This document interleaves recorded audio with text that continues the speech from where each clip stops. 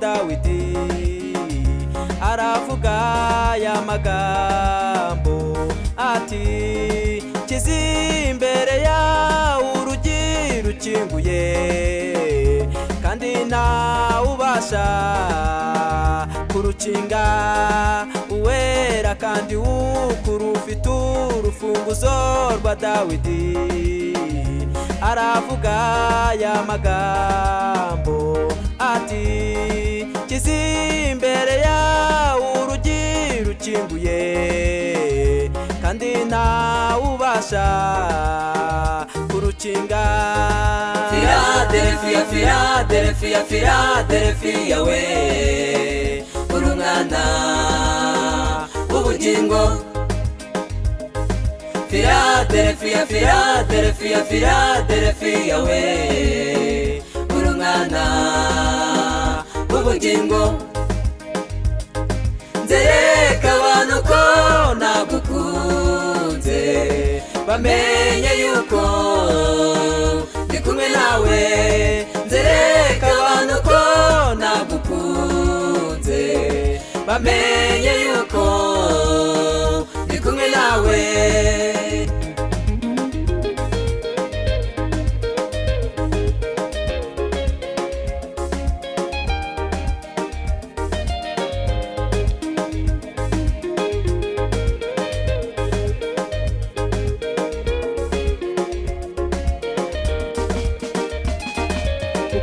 Ufite imbaraga nyamara ukitondera ijambo ryanjye ntiwihakane izina ryanjye.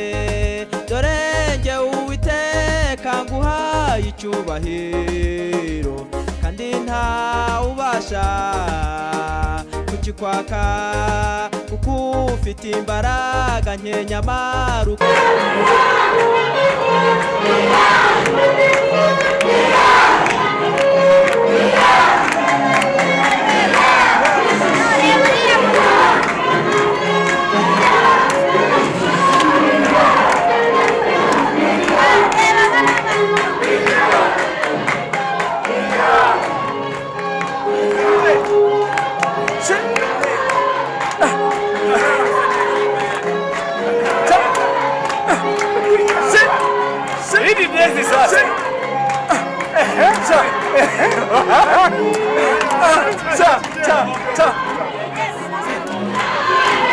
This is a Jurwe parish. Ifite amatorero atatu. Jurwe parish has 3 churches.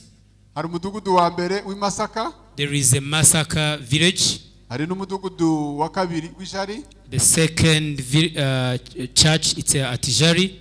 Hari n'undi mudugudu wa hano Ijurwe. Also we have a church here which called Jurwe.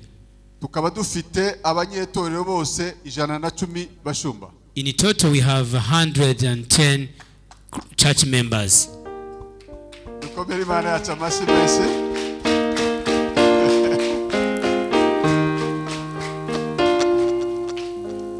Ndagira ngo menyeshe umubyeyi wanjye Pastor Paul. I just want to inform my parent Pastor Paul. Amavuta wansutseho yakoze akazi kaje. The anointing you have been anointed to our bishop, it has been impacted the community due to the gospel. From gakombe to kikombe. Ansengera muri Kenya yaravuze ngo when he prayed to bishop where they were at Kenya, icyo gihe nari nkiri umukristo usanzwe ashaka kugira ngo mbe pastor usanzwe. On that time bishop he was just a normal Christian. And he said that I'm going to proclaim those words. Your name is Kakombe. You never be called Kakombe again. You're going to be a very big man.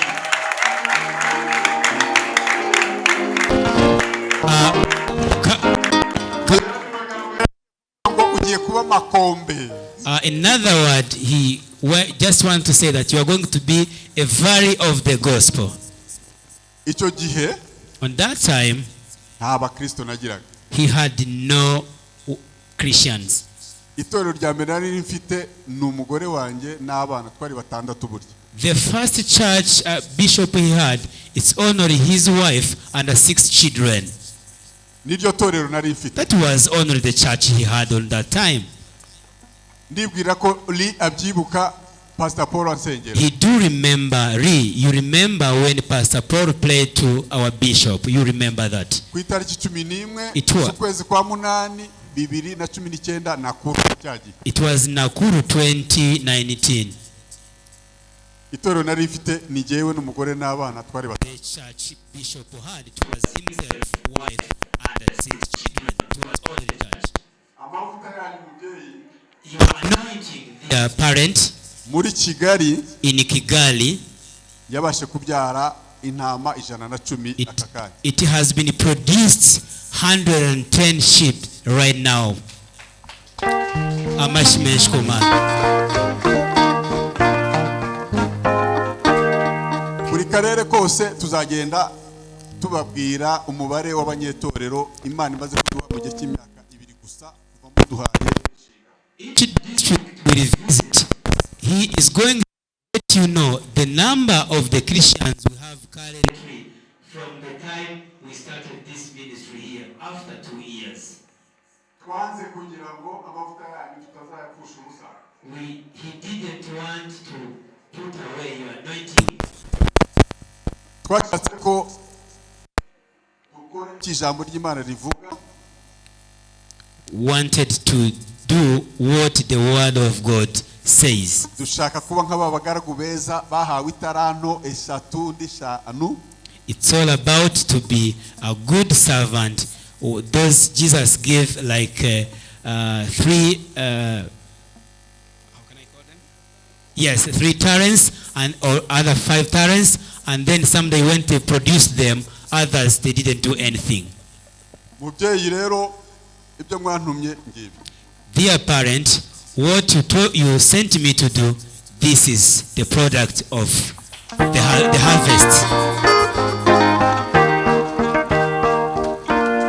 Nagira ngo rero torero ryajurwe babwire ko umwenda nari mfite na wishyuye. Dear church, ndawishyuye.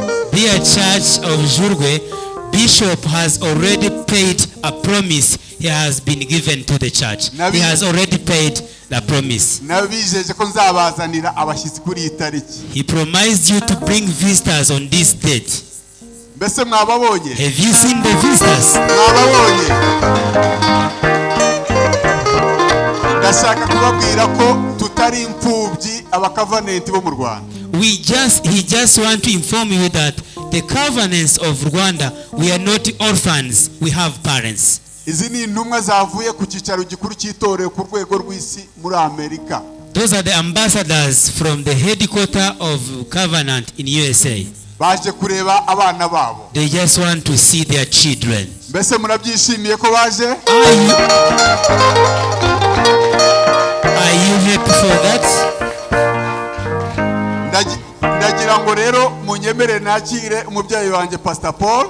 Kindly allow me to welcome his parents. Umushumba wacu Mogareta wacu wa Kenya yitwa John Kewarari aragenda abapresenta hanyuma dufashe kubakira. Therefore our moderator from Kenya is going to welcoming each single person here from the visitors. Mwabonye ko turi kumwe n'umubyeyi hariya witwa Lee n'umudamu we. As you see, we are together with the parent. His name is Lee, together with the wife. Hanyuma hari n'umugabo hano mubona watamiye, muramubona? As you see, we are together with a big man here. Ubu mu myaka itaha nzaza nsanga abakavanenti bahano bose bangana gutya. After a few years, I will see the covenant members all looks like you. Abakavanenti nuko bangana. That's how the covenant looks like. Barariye. They eaten. Munyemerere rero twakire Yacu Welcoming our friend Kamal.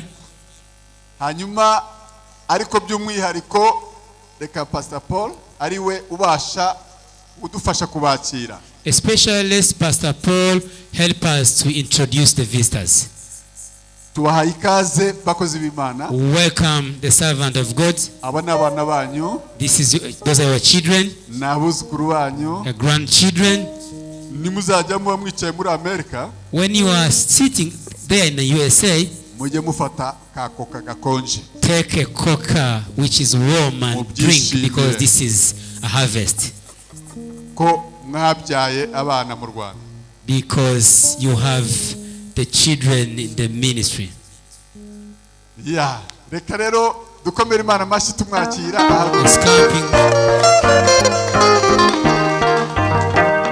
Reka dusabe moderator abariwe ubanza. Let's our moderator introduce himself and keep welcoming the visitors. Amen. Yesu aimbazwe. Praise Jesus. Yesu ashimwe. Yesu ashimwe. We thank God for this day. Turashima Imana kubw'uyu munsi. This is my very first day to be in Rwanda. Uyu niwe munsi we wa mbere agera mu Rwanda. And I want to thank God because you are so loving. Arashima Imana cyane kuko muri abantu b'igikundiro cyinshi. And you are so welcoming. Muri abantu mufite urugwiro rudasanzwe. Can you celebrate Jesus for your life? Kandi byo mubyishimire muri Yesu. Amen. As Bishop Gakombe has said, nkuko Bishop Gakombe yabivuze, my name is John Warari. Yitwa John Warari. I am a pastor with the Covenant Church. Numushumba mu itorero rya Covenant Church in Kenya. Muri Kenya. And I am the current moderator of the Evangelical Covenant Church of Kenya. Kugeza ubu niwe uhuza amatorero yaho ngaho muri Kenya. Your Bishop Gakombe is my friend. Umushumba wanyu Gakombe ni inshuti ye. The last time he was in Kenya, hambere aha ubwo yari muri Kenya, he preached the last Sunday in our church. Yasengeye mu itorero iwabo ku cyumweru. I want to encourage you with only one word. Arashaka kubatera umwete mu ijambo rimwe gusa. Words that were spoken by Job. Once that was spoken by Job. Ni rimwe mu magambo yavuzwe na Yobu. And he was responding to God. Kandi yabivuze nk'uko Imana yabimubwiye. In Job chapter number 42. Muri Yobu umutwe wa igice cya 14. Verse 1 and 2. Murongo wa mbere no wa kabiri. And the Bible says, iravuga, I know that you can do all things. Nzi yuko ushobora byose. And that your purpose cannot be thwarted. Kandi umugambi wawe nta gishobora kuwunyeganyeza. Today I want to tell you, people of Rwanda, arashaka kubabwira bantu ba hano, the purpose of God on your life cannot be thwarted by anybody. Umugambi w'Imana mu buzima bwanyu nta kintu gishobora kuwuhungabanya. Because you are fearfully and wonderfully made. Kubera yuko muri abantu batinya Imana kandi muri abantu batangaje. You are God's only agenda. So take courage in Him. Kandi mumenye ko ibitayeho. Amen.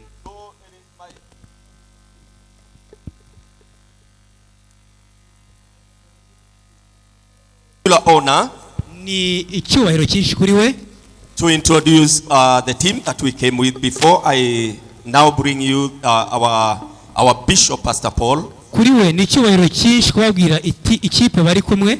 And we begin with those who are from the farthest. Aragira ngo ahere ku babyeyi. And we have Lee. Come and say hi. Yes, please. Greetings. Arabaramutsa. I am Lee.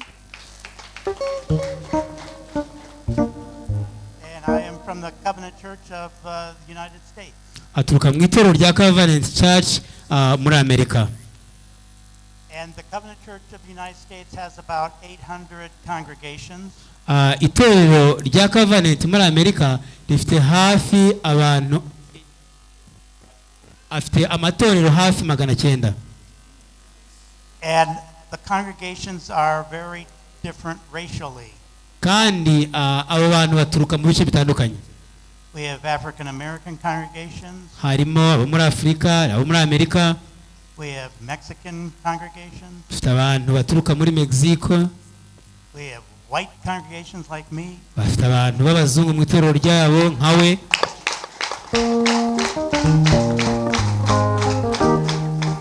But the covenant is a multi-tribal denomination. Covenant ni itorero ririmo abantu b'ingeri zitandukanye.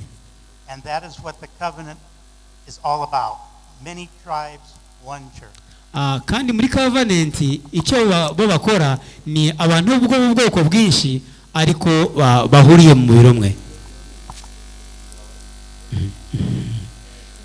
I would like to introduce Ellen, my wife of 47 years. Aragira ngo kandi umwanya umufasha we nawe abasuhuze. I am Ellen.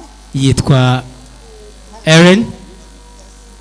It is my pleasure and joy to be with you tonight. Ni umunezero mwinshi kuri we kubana namwe muri no mugoroba. I have been in the Covenant Church my whole life. Nawe yabaye mu itorero rya Covenant hafi ubuzima bwe bwose. And I feel so blessed. Arumva afite umugisha mwinshi. Lee and I have 2 children. We n'umutware we bafite abana babiri. And 5 grandsons. Hanyuma bakagira abuzukuru 5 b'abahungu. No girls. Nta mukobwa bafite mu buzukuru babo.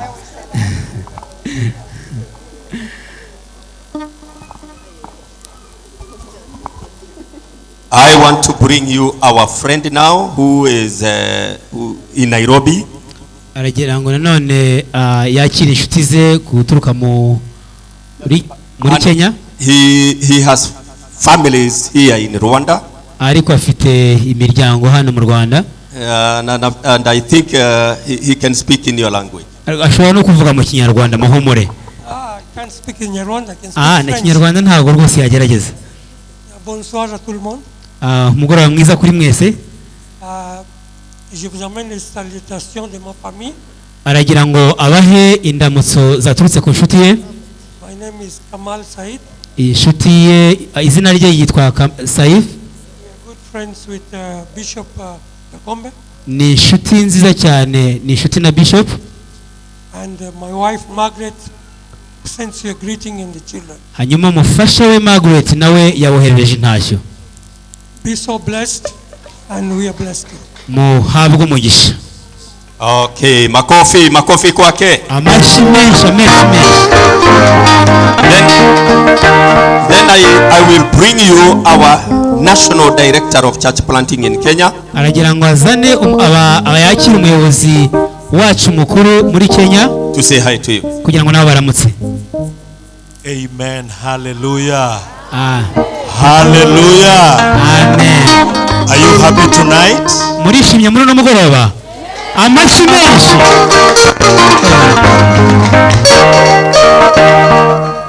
Amen. We are so delighted to be together with you. It's my second time to be here. Nisho ya kabiri kuba ari muri iki gihugu. But I promise that I will come again with time. Ngera kwizeza And we will come together with our young boys to come and marry some girls from here. Kandi arashaka kugira ngo ubutaha bazazane n'abasore babo kugira ngo batekereze uburyo bashakana n'abakobwa banyu hano.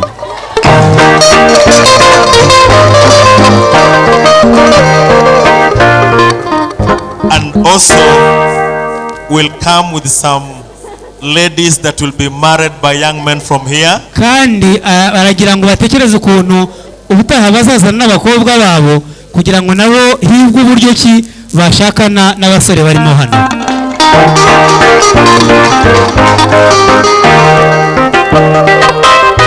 Amen. Yeah, you can minimize a little bit of voice so that you can come and train us how to jump and to dance to Jesus. Ibyo rero bizafasha ko tuzigira hamwe kumenya uburyo tugomba gusimbuka tukabyinira Yesu. I want to thank the Lord because of the host Pastor Bishop Kombe, together with the First Lady and all the pastors working with the ECCR. agira ngo ashimire cyane urugwiro bagaragarijwe guhera kuri Bishop Gakombe umufasha we nabo bakorana mu mirimo byarabanejeje cyane. Together with the moderator in charge of Kenya Church and these good friends that have come all the way from the United States. Hamwe n'itsinda ryavuye muri Kenya ndetse n'inshuti zabo zavuye muri Amerika baragira ngo bashimire cyane. I am married to one wife. Arubatse afite umudamu umwe. And her gender, she's a female. Gender, she's a female. Kandi umudamu we bubakanye no mugore no mudamu. Amen. Amen. I'm encouraging the church to remain firm to the sound doctrine of Jesus. Aragira ngo atere umwete itorero kugira ngo mugume hamwe mube hamwe. Yeah, because of time, I just want to quote a scripture in Revelation 22 verses number 12. Kubera igihe aragira ngo arebe mu byahishuwe ibice 12 where the Bible says that behold, I am coming soon, bringing a reward with me, and I will give to each person according to what you have done. Aho ijambo ritubwira ngo mube hamwe, umwami Yesu araza vuba kandi ahazazira azabaza buri muntu wese ibijyanye n'ibyo yakoze. We did not just come to tour and to enjoy your clean environment. We also come to remind you that Jesus is coming. Aragira ngo abibutse ko ntago baje hano mu Rwanda mu bukerarugendo, ahubwo baje kubatera umwete ndetse no kubibutsa ko Yesu ari hafi kugaruka. And Jesus will not come with the reward for you and your husband, you and your wife. Jesus will come with your reward personally. Yesu nagaruka ntago azazana igihembo cyawe n'icy'umugabo wawe, ahubwo azazana igihembo cyawe bwite hagendewe ku byo wakoze. So continue to serve God with all your heart, because your reward is just around the corner, and God bless you and have a nice time. Kubw'ibyo rero komeza gukorera Imana n'umutima wawe wese kubera ko ibihembo biri imbere. Amen. Amen. Amen. Our denomination, Covenant Church, itorero ryabo recognize the calling of women. Itorero ryacu mu mahame yaryo harimo no guha agaciro umuhamagaro w'umudamu. We acknowledge that they received the same spirit that men received, the spirit of ministry. Duha agaciro umuhamagaro w'umugore igihe cyose mu murimo w'Imana. And that is why we came with a lady in our team. Niyo mpamvu mubona twaziye hamwe n'umufasha mu itsinda ryacu. Why don't we bring our hands together and we invite our sister Milka all the way from turimo tumwakira kuva muri Kenya. Unasikia Kiswahili? Kingwanda, but I can try. Kingwanda. Hao wameongea Kiswahili. Wacha niongee Kiswahili. Okay, please. Kwa sababu wanaume wote wameongea Kiswahili. Okay, please.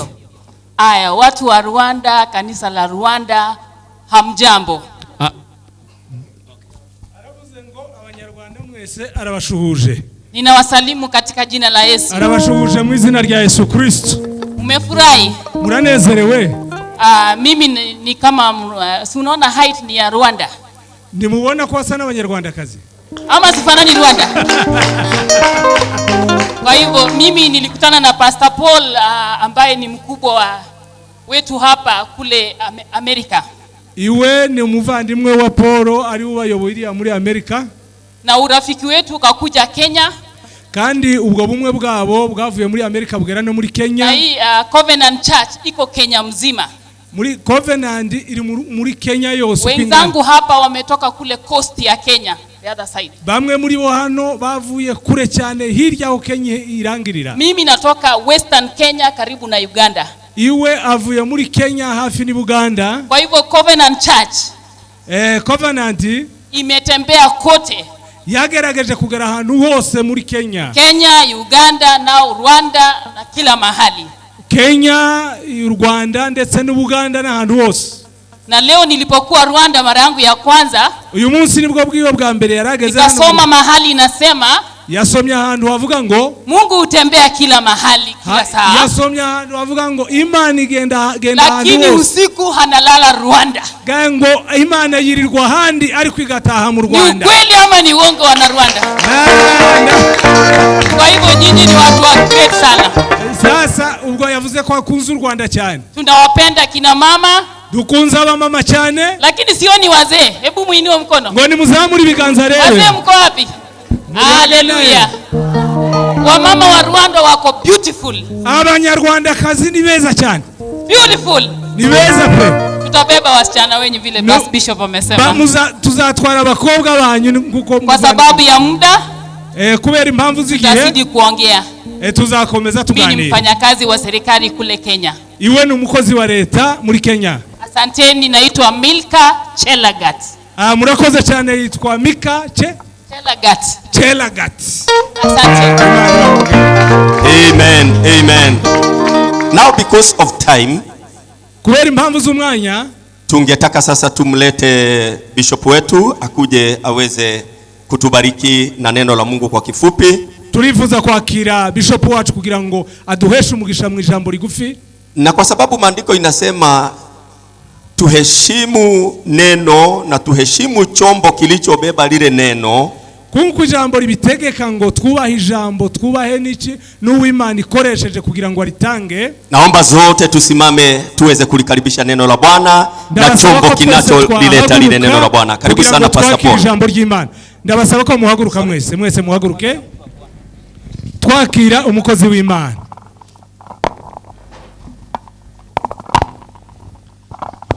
You can use this.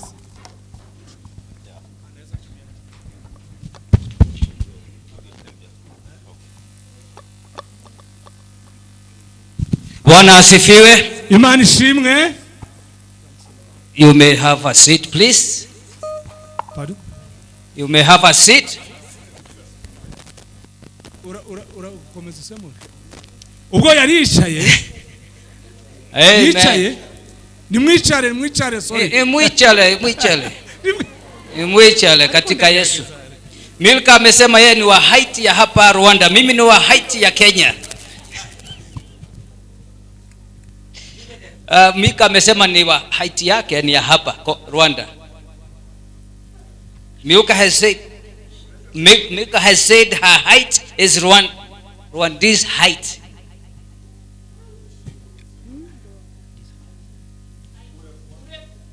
Kuja hapa tusimame ndio wasikie vile. Hebu kuja hapa bwana Bishop. Wacha nisimame hapa katikati.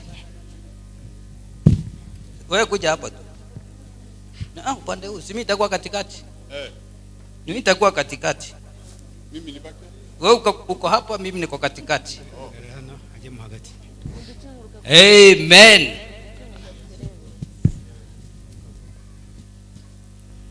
Bwana asifiwe. Yesu ashimwe. Praise the Lord. Mani shimwe. I want you to look at that picture. Aragira ngo mwitegereze cyane iyi foto. What is the good thing about the picture? Ni ikihe kintu cyihishe muri ino foto? I am the father. I am the father, but the children are bigger than the father. No umubyeyi ariko abana ni banini cyane kurusha umubyeyi. Baramusumba. So my prayer, isengesho rye, that the children nuko abana will grow bigger than the parents. Kurusha ababyeyi. All the children who go to school. Abana bose bakajya ku ishuri. All the children who go to school. Abana bose bajya ku ishuri. They come from elementary school. Bahera mu mashuri matoya. They have teachers. Bafite abarimu babo. They go to the secondary school. Hanyuma bakajya mu mashuri yisumbuye. They have teachers there. Bafite abarimu babo. They go to the university. Bakajya muri kaminuza. They have teachers there. Bagasanga y'abarimu. But then they come back. Ariko iyo bagarutse, they are the doctors of those teachers. Baragaruka bakaba abaganga bakomeye babo barimu. So my prayer, isengesho rye, but all of you nuko mwese will grow up mukura more than the parents. Mukura kurusha ababyeyi banyu. In Jesus name. Mu izina rya Yesu. Amen. Amen. I come from Kenya. Yaturutse muri Kenya. And the Lord has given me kandi Imana yamuhaye a ministry umurimo which is bigger kandi umurimo munini than myself. kurusha we ubwe. I am praying arasenga that you are going to have a ministry kugira ngo umurimo w'Imana that is bigger than all of you, ube munini kuruta mwe bwanyu, so that you can reach everybody here. hanyuma mukageza ubutumwa kuri buri wese. Praise the name of Jesus. Imana ishimwe. When I was going to school in Kenya, ubwo yajyaga ku ishuri iwabo muri Kenya, primary school, mu mashuri abanza, secondary school, mu mashuri yisumbuye, university, muri kaminuza, and then go to South Africa, hanyuma yaragiye muri Afurika y'Epfo ku ishuri nanone, and then to America. aragenda muri Amerika. Now it's 30 years none haciyeho imyaka 30 in America. aho muri Amerika aho yagiye ku ishuri 30 years. haciyeho imyaka 30. And God opened the ministry Imana yafunguye umurimo of what we have here in Rwanda uwo murimo ari nawo dufite hano mu Rwanda back in 1998.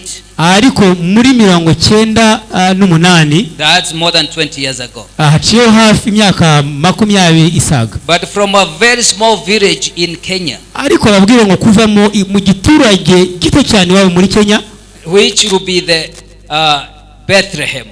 yahagereranya nka The Bible says, Bibiliya iravuga, is there anything good that can come from Nazareth? Bibiliya iravuga ngo ese hari ikintu cyiza cyava i Nazareti? Because my village kubera ko ahaturuka mu gace k'iwabo is even worse than Nazareth. na gace kabi cyane kurusha ni Nazareti aho birivuga. We have elephants. bafite inzovu in the village. aho batuye. We have lions. bafite intare aho mu gace aho batuye. In the village. aho batuye. We have buffaloes. bafite inzovu in the village. mu gace aho. We have pythons. bafite inyamaswa zitandukanye in the village. muri ako gace. But from that village, ariko kuva muri ako gace, the church was born. ni itorero ryavukiye. Amen. Hallelujah. I don't want to keep you long because I hear you have been here since morning. ntagashaka kubafata umwanya munini kuko arabizi ko mwari hano kuva mu gitondo. Let me say something about the covenant. ariko agira ngo avuge ikintu gito ku bijyanye na covenant And the bishop. hanyuma n'uyu mushumba wacu. I have a picture here. afite ifoto hano. Si usimame tu hapa karibu na mimi. Sinataka bodyguard. Hiyo simu yangu ilienda wapi? Ile nilikuwa nayo. Yeah, hii. I have a picture here on my phone. muri telefoni ye ahafite ifoto. You cannot be able to see because it's small. mushobora kutayibona kuko ari ntoya. But it's here. ariko irahari, iri hano. In this picture, kuri iyi foto, which is August 11th, nibyo mu 11 z'ukwa 9 2019, 2019. I have this lady here. This one.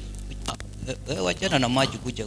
Wajipatie maji. amazi yareke wowe wigire hafi hano. Si wajipatie maji. ngwino wowe wiyizire. mwegere. Wapatie maji. I have a picture. That is her right here. That the head. Imeenda. Sasa imeenda. That is her kneeling down. kuri iyi foto muramubonaho apfukamye hasi. And that is him kneeling down. nanone kuri foto murabonaho umutware we nawe apfukamye hasi. In Kenya. aho byari muri Kenya. And we prayed over them. twarimo tubasengera. And we prayed for them to be exalted by God. twarimo dusenga ngo bahagurutswe n'Imana. He is anointed by God.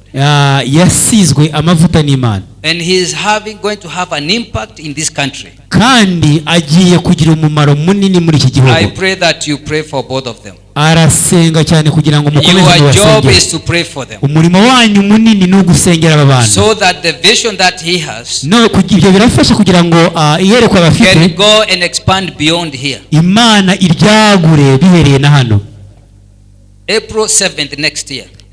mu kwa 4 itariki 7 z'ukwa 4 umwaka utaha 2024. 2024. It will be exactly 20 years. bizaba ari hafi mu myaka 20 after the genocide. nyuma ya mateka ya genocide yabaye mu gihugu. I want us to come back here. arashaka kugira ngo that years 30 years, sorry. ngo bizaba ari imyaka 30 itorero ribayeho. April 7th, 1994 to April 7th, 2024. 30 years? Yarimo avuga ngo ku itariki 7 z'ukwezi kwa 4 2024. It is my prayer isengesho rye that the Covenant Church in Rwanda nuko itorero Covenant will show the whole world tuzaba tuvuga ngo nibura ahantu hose how the reconciliation hari ikintu cy'ubumwe n'ubwiyunge looks like. How the reconciliation looks like.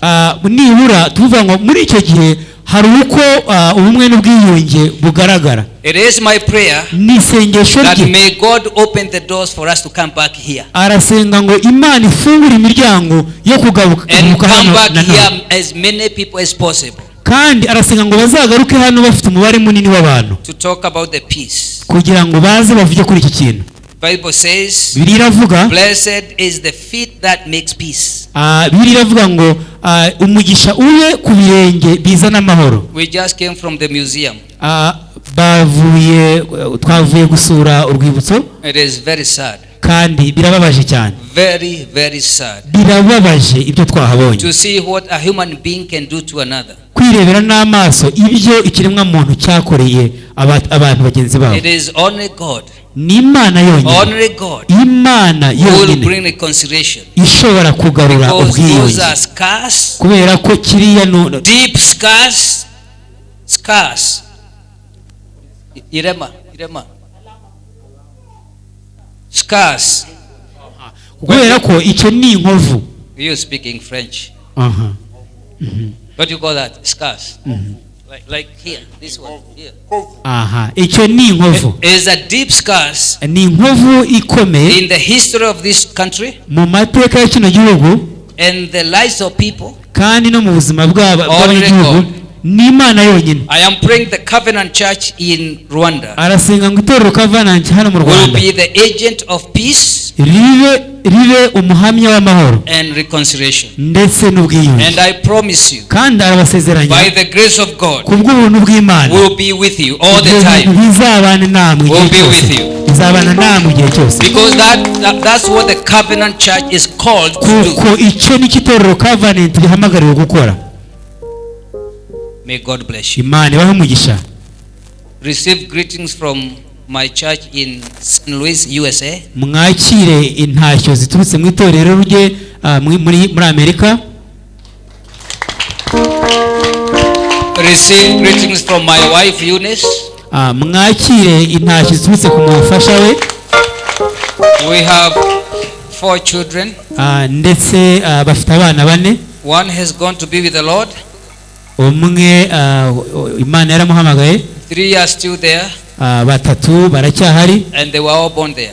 Kandi bose barahari. Some years back. Mu myaka itambutse. When we started talking about Rwanda Church. Twagerageje kuganira ku itorero hano mu Rwanda. Myself and 2 more people. N'abandi bantu 2. We decided to go to Israel. Batekereje kujya muri Isirayeli. And when I was in the Mount of Olives, ubwo bari ku musozi wa Olive, I prayed for this church. Basengeye iri torero. We prayed for the growth of this church. Basengeye iri torero. Because I know kuko azi what neza God has started. Nubwo ryatangiye, it cannot die. Ntago bihagije. I am praying may God bless you. Arasenga ngo Imana ibahe umugisha. And continue to prosper you. Kandi komeze kubagura. We have churches in Congo. Dufite amatorero muri Congo. I think we have more than 3,000 covenant churches in Congo. Bafite amatorero agera ku 3,000 muri Congo ya Covenant. But they have never come across to Rwanda and they are so close. Ariko ayo matorero nubwo ari 3,000 ntago baraza mu Rwanda nubwo kandi baraturanye.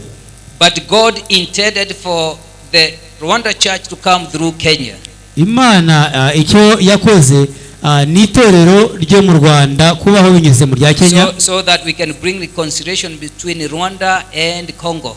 noneho itorero rya Kenya rigafasha kuzana ubwiyunge kuri Kenya, ku Rwanda ndetse na Congo. There is a reason for that. Hari impamvu y'icyo kintu.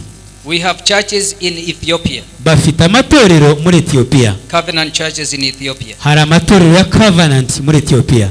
We have covenant, more than 300 covenant churches in southern Sudan. Bafite amatorero asaga 300 muri Sudani y'Amajyepfo. We have covenant churches in Central Africa Republic. Hari amatorero muri Afrika yo hagati. We have covenant churches in Mozambique. Bafite amatorero ya Covenant muri Mozambique. We have some few covenant churches in Ghana. Hari amatorero make ya Covenant muri Ghana. We have covenant churches in South Africa. Bafite amatorero ya Covenant muri Afrika y'Amajyepfo. We have covenant churches in Japan. Bafite amatorero ya Covenant muri Japan, muri Thailand, in Canada, muri Canada, in Mexico, muri Mexique. I think so many of them all over the world. Amatorero menshi ni hirya no hino ku isi. But it's my prayer Ariko ni isengesho rye that these two wonderful people arasenga kugira ngo abantu babiri will come to visit me in America. Arasenga ngo bazaze kumusura muri Amerika. I am praying because arabisengera kuko impamvu yabyo I want them to see aragira ngo bo barebe what God can do. Aragira ngo barebe through people who depend and trust in God. Aragira ngo barebe icyo Imana ishobora gukoresha abantu bayizeye. So I am going to invite them to come to US. Agiye kubatumira bazaze muri Amerika. Agiye kubatumira abashi menshi ku Mana. So that they can see what God has done and what he can do. No, ibyo bizafasha ko bo bibonera ibyo Imana imaze gukora n'ibyo igiye gukora. The Covenant Church, itorero rya Covenant, does very important thing in the lives of people. Rifite umumaro munini cyane mu buzima bw'abantu. We don't just preach the gospel. Ntago twigisha ubutumwa gusa. We look at the whole body of Jesus Christ. Tugerageza utandukanye I am praying n'umukristo. that you are going to stand with this man. Arasenga kuko kugira ngo muhagarane n'uyu mugabo. That women in this church in Rwanda. Arasenga kugira ngo abadamu muri itorero ndetse no mu Rwanda will rise up to do their small economic entrepreneurship. Kugira ngo muhaguruke mushobore gukora imishinga mitoya ibabyarira inyungu. Yes. And the first thing to do ikintu cya mbere cyo gukora is to invite other women who have succeeded nta kiri ni ugutumira abadamu bagize icyo bageraho to come and speak to you, kugira ngo baze bagire icyo baganira namwe, like Dr. Milka, nk'uko uriya mufadamu twabikoze. We have another very successful lady called Ati dufite undi mudamu aho muri Kenya nawe washoboye kugera ku bintu bihambaye cyane. Yes, we will also like to see these ladies come to Kenya. Kandi rwose arifuza ko namwe mushobora kuza muri Kenya and come and see what other women do. Kugira ngo mwirebere n'amaso yanyu ibyo abandi bagore muri Kenya barimo bakora. You may not fly because it's too expensive. Ntago mushobora gufata indege kuko birahenze. But the bus from here to Kenya is just a day. Ariko bisi iva hano Kigali igera muri Kenya ni umunsi umwe gusa. Yeah, then you come and see. Murebe ibyo abandi bagore bakora. Yeah, you meet Dr. Milka. Haya kugira ngo uyu munsi mwahuye na Dr. Milka. She takes you to other women development activities. Abafate abajyana bahuze n'abandi badamu muri ibyo bakora. Then you come back. Hanyuma mwebwe mugaruke. And you do the same. Hanyuma mubikore hano. That is the Covenant Church. That's the Covenant Church.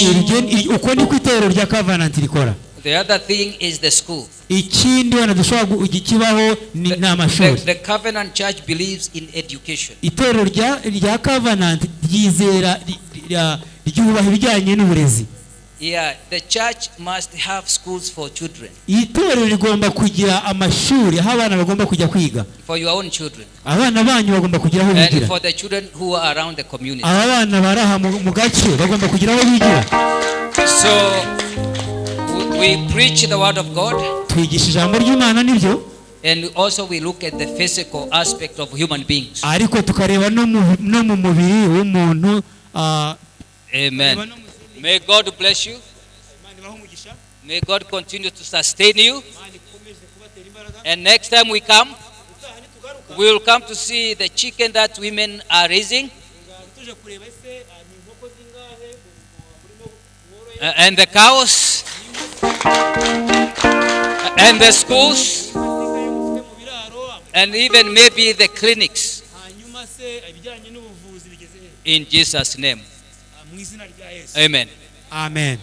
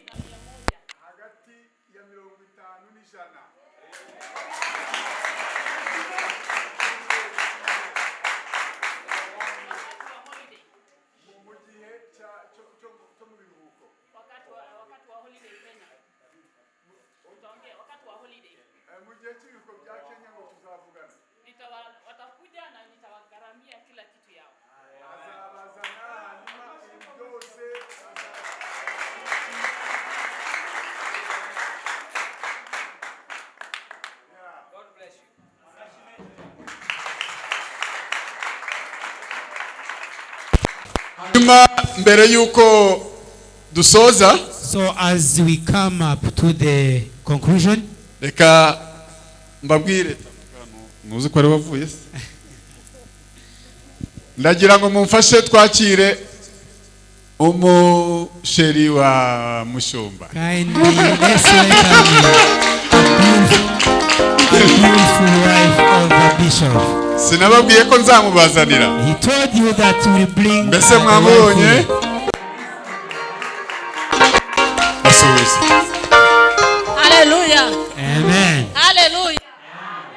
Hallelujah. Greetings in the name of Jesus Christ.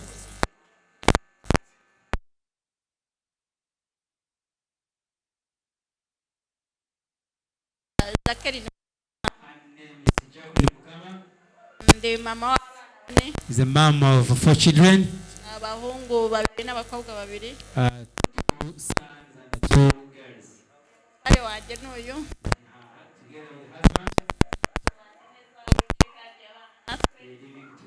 Peaceful. Rwose nishimiye kubana namwe. She's very happy to be with you today. Anejeje pe. She was very happy to see how good you are. May God keep being with you. Another thing, to thank to God,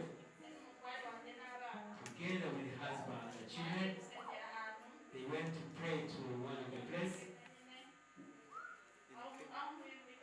where she lives in Kenya.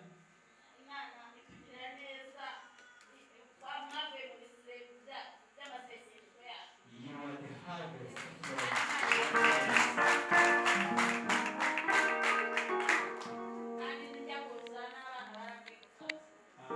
before she going to came, she brought the greetings from children. Greetings from the children. May God bless you so much. Arabyumva cyane kubera ko Pastor Paul akimara kudusengera nakuru kuri tariki 11 z'ukwezi kwa 8 2019. After Pastor Paul prayed to them in 2019, twabonye ko bibaye ikibazo. Together as a family they found that it's a challenge. Kwinjira mu gihugu udafite intama. coming to the nation without the sheep. turangije n'abana twese nta uvuyemo. Therefore, together with the children, tujya mu butayu gusaba Mwebwe. they went to the prayer mount to request God to give them a church members. turavuga ngo turashaka intama muri kiriya gihugu. They told to God that we want the Christian in that nation. none dore ukuntu yaduhaye abakobwa beza bubaha See Imana. how God gave us a beautiful guys. abagabo beza bubaha Imana. The husband who really honor God. none ubu ngubu dufite abanyetorero bakabakaba 1,000 mu Rwanda. Currently we have almost 1,000 church members here in Rwanda. hanyuma turagira ngo korari ituririmbira indirimbo imwe yo gusezera. We want a choir to sing just one song just to say goodbye. hanyuma duhaguruke twese iyo ndirimbo irangiye.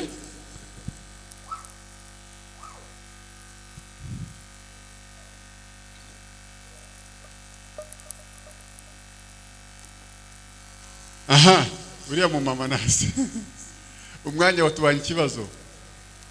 uyu mu mama niwe chairlady wacu, niwe umuyobozi w'abadamu muri Cabinet. dukomere Imana yacu amashyi. The mother you see in the front, he's the president of the women ministry in the Covenant. abasuhuze gusa hanyuma muhite muturirimbira. She's going to greeting you, then you nta korasi without chorus. hanyuma niturangiza turasaba Pastor Paul aze kudusengera. After that, Pastor Paul will pray for us. turaba tugiye. That's our time to back. Hallelujah.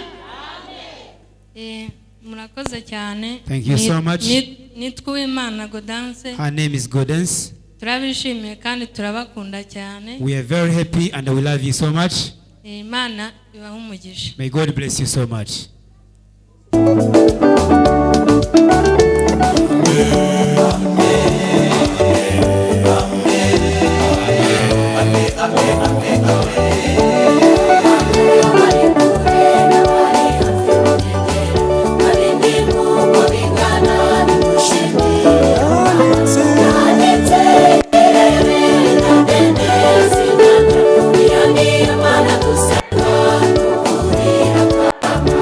Amagara bari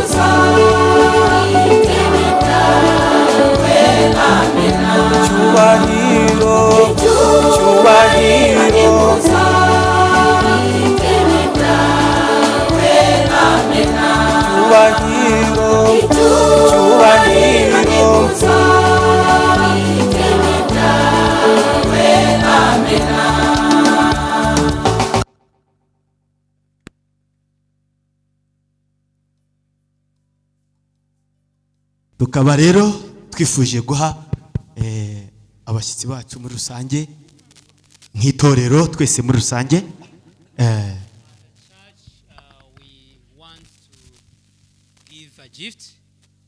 twagira ngo rero twese hamwe iyo mpano begize hafi nuko tuyihe abashyitsi kandi tuyifatireho ifoto y'urwibutso. Please let's welcome the people who are in charge to bring the gift so that we can give it to.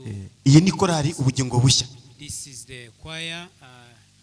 Its name is A New Life. Twanejejwe no kubabona kandi n'ibyishimo kuri twebwe. Very happy to see you and it's much happier to. Kandi turizera ko bizakomeza kuba byiza n'ikindi gihe kizaza. We hope that it keep going happy. Reka rero dusabe abari kuri gahunda batuzanire iyo mpano yacu hano. Those who are in protocol, please come forward and bring the gift.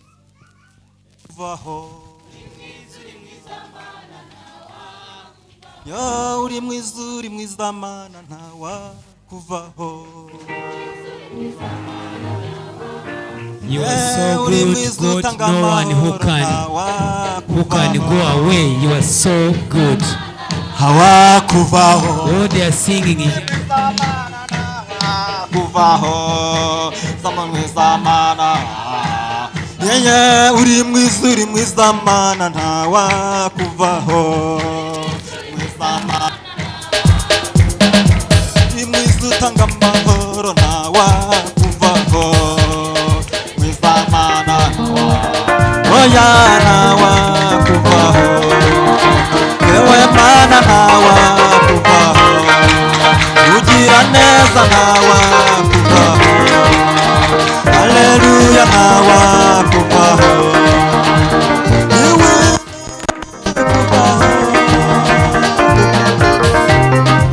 Amen. Merci.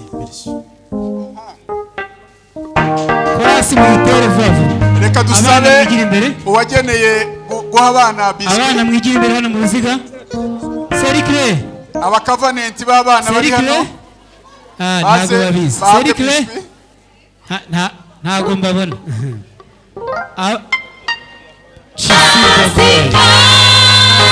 God is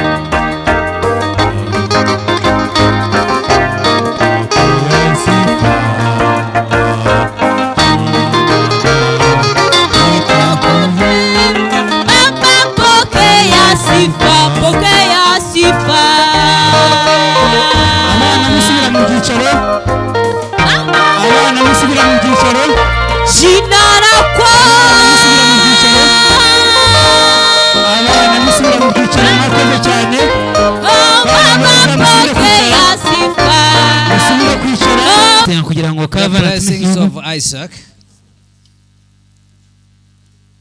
The blessings of Isaac. Kugira ngo umugisha wa And Isaac. the blessings of Jacob upon this umugisha wa Yakobo ube kuri bano bantu. Father, continue to sustain them. Data komeza kubatera imbaraga. And reveal yourself and show yourself.